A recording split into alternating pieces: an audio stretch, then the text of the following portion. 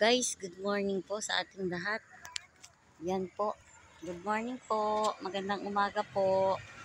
Sa amin po ay medyo makulimlim pa rin ang panahon pero walang sisikat na po ang araw kasi liwanag na po siya.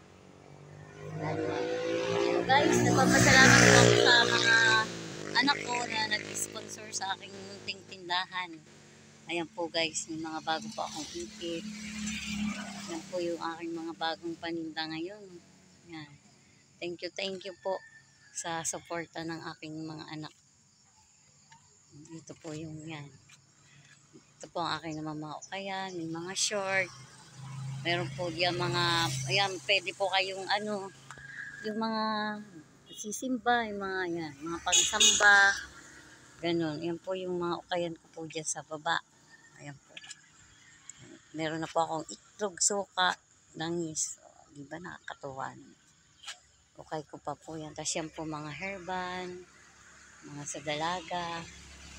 Yan pa po ang aking mga ukay ngayon. Maglalabas po ako. Wala pa po yung iba. Mga bago. Pang mga ukay ko.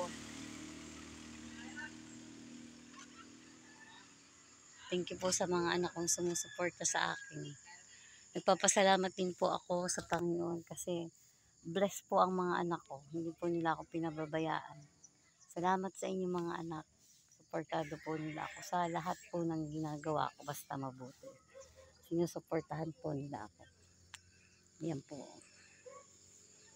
Yan. Kunting kembot pa ho at baka makompleto na ito.